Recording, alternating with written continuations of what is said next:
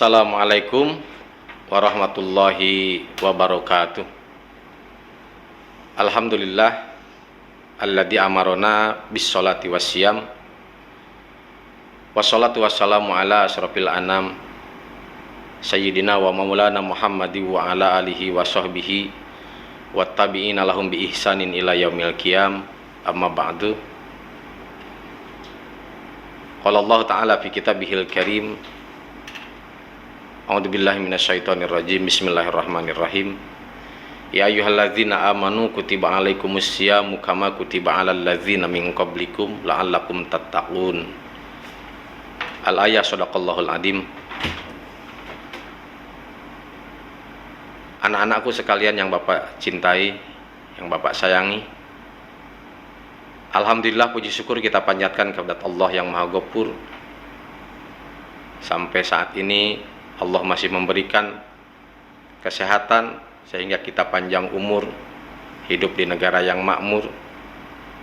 Allah masih beri kesehatan sehingga kita pagi-pagi masih bisa nyarap bubur. Bahkan malam-malam kita masih bisa tidur dengan mendengkur, ya. Alhamdulillah. Sholawat beriring salam kita haturkan ke junjunan alam Habibana wa Nabiyana Muhammad Sallallahu Alaihi Wasallam, juga pada keluarganya, para kerabatnya, para pengikutnya yang setia sampai akhir zaman. Anak-anakku yang Bapak sayangi, pada kesempatan kali ini Bapak akan kupas tentang makna dan juga hukum puasa. Berbicara tentang makna dan hukum puasa, maka kita kupas satu persatu, yakni makna puasa dulu. Makna puasa ada dua sisi. Satu, makna secara asli, arti dari saum. Kedua, makna secara syar'i menurut agama. Saum menurut asli bahasanya artinya adalah menahan. Jadi menahan diri dari segala sesuatu, itu namanya saum, ya. Seperti contoh, kita menahan perut untuk tidak masuk makanan sehingga kita lapar, berarti menahan makanan masuk ke dalam perut, itu namanya saum. Contoh lagi, seperti kita tidak ngomong, tidak bicara kepada orang selama sekian jam, berarti kita lagi saum bicara, kita lagi puasa untuk bicara. Nah itu. Ataupun mata kita umpamanya kita tahan untuk tidak tidur, ya, karena kita mau zikir selama puasa ini, mau baca Quran, mau ini, maka menahan kantuk, ya, supaya mata ini tidak tidur, itu namanya puasa juga, ya. Jadi sekedar menahan dari segala sesuatu, itu arti dari puasa. Melangkahkan kaki, ditahan untuk tidak jalan ke tempat durhaka, itu berarti kita sedang saum kaki, ya. Nah, itu adalah arti saum secara bahasa. Intinya menahan dari segala sesuatu, ya. Kemudian makna saum berikutnya adalah tentu makna saum secara syar'i atau secara agama. Makna saum secara syar'i itu adalah menahan diri dari segala sesuatu yang membatalkan, dari mulai terbit fajar sampai terbenam matahari dengan syarat-syarat tertentu. Nah, itu secara ringkasnya seperti itu. Jadi kita menahan diri kita dari segala sesuatu yang membatalkan puasa selama waktu kurun dari terbit fajar, yakni azan subuh, dan juga sampai terbenam matahari, yakni masuknya waktu maghrib, ya. Nah, itu sesuai dengan apa yang difirmankan Allah di dalam Al-Quran, wa kulu wasrobu hatta yatabayyana lakumul khayt, ya. Di situ ada jelas, ya, di surah Al-Baqarah, makanlah dan minumlah kalian sehingga jelas terang, ya, kepada kalian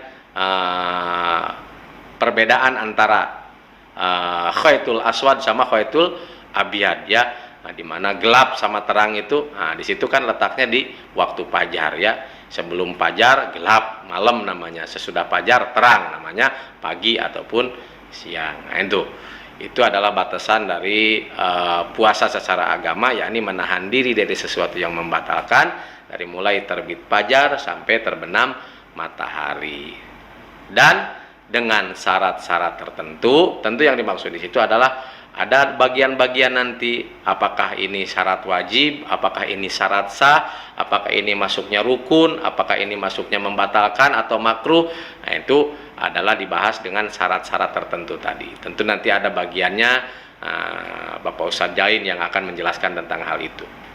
Baik, kembali kepada bahasan kita bahwa saum secara makna kita ini kan makna secara arti bahasa adalah menahan diri dari sesuatu, secara arti agama adalah menahan diri dari yang membatalkan mulai terbit fajar sampai terbenam matahari dengan syarat-syarat tertentu.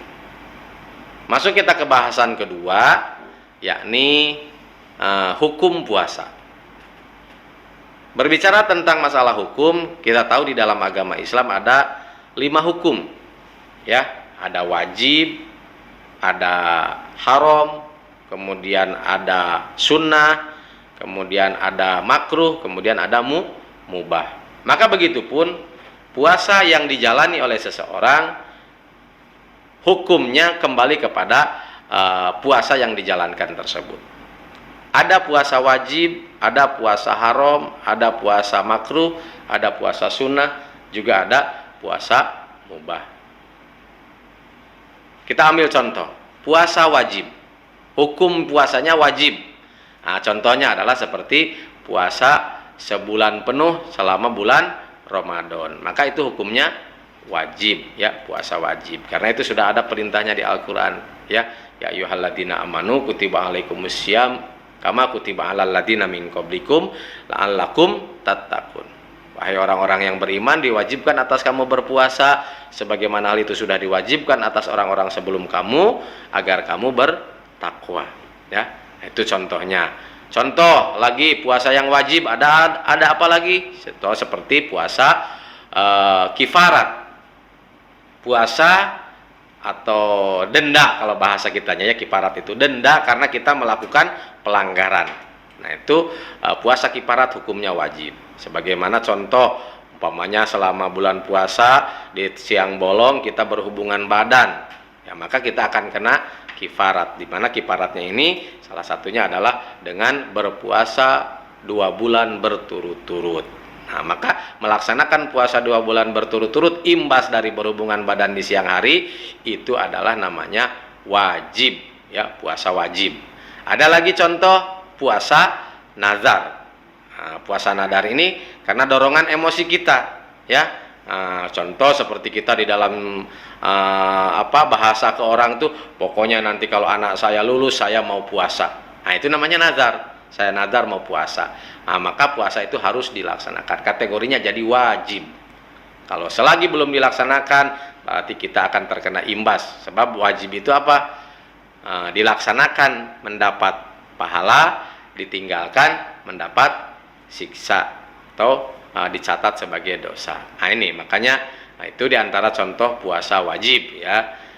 Kemudian lari yang kedua, ada namanya puasa haram, dimana kalau kita melaksanakan yang namanya haram itu kan jelas dilaksanakan dapat ancaman atau siksaan, ya, dinilai dosa, sedangkan kalau ditinggalkan berpahala.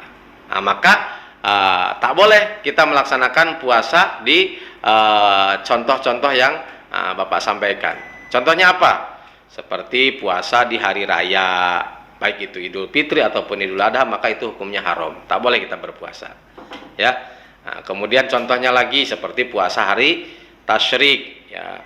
Hari tasyrik itu adalah 11, 12, 13 setelah Idul Adha. Kenapa diharamkan puasa di situ? Karena Allah sediakan hidangan buat kita semua, yakni hewan kurban, ya. Nah, ketika kita malah berpuasa, seolah-olah kita menolak hidangan atau jamuan dari Allah tadi. Maka disitulah kita dituntut untuk tak boleh berpuasa, ya, namanya kita haram berpuasa di saat itu. Kemudian juga yang berikutnya adalah contoh seperti puasanya seorang perempuan yang sedang haid dan nifas, maka itu pun tak boleh, statusnya haram. Contoh lagi, seorang istri yang puasa sunnah sementara suaminya ada di rumah dan tak mengizinkan dia untuk puasa, maka status puasa walaupun dia sunnah tapi izin suami tidak ada, gitu kan, sementara suami membutuhkan pelayanan, ya sifatnya pelayanan itu ya, untuk kebutuhan, maka seorang istri tak boleh melanjutkan puasanya kalau suaminya tidak mengizinkan, sebab kalau dilanjutkan kategorinya haram ya. Kemudian contoh lagi ya, berikutnya adalah puasa tadi apa, makruh sudah ya, puasa haram ya. Nah, sekarang puasa makruh. Jadi kalau makruh ini tidak bagus kita berpuasa untuk melaksanakan puasa di waktu itu. Contohnya apa puasa makruh itu? Contoh seperti kita puasa setiap hari. Nah, ini hukumnya makruh ya, puasa setiap hari ya. Makanya nanti di sunnah ada penjelasannya. Bagaimana bagusnya puasa itu gitu kan, kalau kita kepengen terus tuh. Nah, puasa setiap hari itu adalah hukumnya makruh, atau puasa di luar waktu yang sunnah, maka itu pun sama, adalah kategorinya puasa yang tidak bagus ya, alias puasa makruh ya. Jadi sekali lagi contoh makruh itu apa? Puasa saumul setiap hari, juga puasa di luar waktu sunnah. Contoh, kita puasa hari Sabtu tapi Senin Kemis enggak, menghususkan puasa di hari tertentu, itu ya intinya. Kemudian berikutnya yang terakhir ada puasa sunnah. Puasa sunnah ini adalah bagus untuk dilaksanakan oleh kita ya, dan baginda Rasul sudah memberikan dalil-dalil tentang apa saja kriteria puasa sunnah itu. Contohnya seperti Senin Kamis, kemudian apalagi hari Arafah, kemudian puasa Asyura ya di 10 Muharram, kemudian juga ada lagi puasa Ayyamul Bid, yakni pada hari-hari di mana bulan menuju purnama 13, 14, 15. Kemudian juga ada puasa di bulan yang dimuliakan Allah, yakni bulan Muharram ya, kemudian bulan Zulqa'dah, bulan Zulhijjah, dan bulan Rajab. Kemudian juga ada puasa bulan Sa'ban. Nah, itu adalah puasa-puasa sunnah ya. Kemudian yang terakhir adalah jenis puasa mubah ya, dimana di sini kita diperbolehkan untuk berpuasa dalam artian tidak berkaitan dengan pahala ataupun dosa ya. Contoh puasa mubah seperti puasanya orang yang mau operasi, atau contoh kita puasa karena kita nggak punya duit untuk beli makanan, ataupun kita berpuasa karena kita mau diet gitu kan, untuk menguruskan badan. Nah, itu adalah contoh dari puasa mubah ya. Nah, mungkin itu adalah diantara hal-hal yang bisa saya jelaskan pada kesempatan hari ini, yakni sekali lagi kesimpulannya, makna puasa ada dua. Secara bahasa adalah menahan diri, secara agama adalah menahan diri dari sesuatu yang membatalkan dari terbit fajar sampai terbenam matahari, dan juga dengan syarat-syarat tertentu. Kemudian jenis puasa atau hukum puasa ada 5: wajib, haram, sunnah, makruh, mubah ya, sebagaimana contoh-contohnya sudah dijelaskan. Itu saja yang bisa disampaikan pada kesempatan ini. Mudah-mudahan ada yang bisa diambil manfaat oleh kalian semuanya. Billahi taufiq wal hidayah, walaupun minkum. Assalamualaikum warahmatullahi wabarakatuh.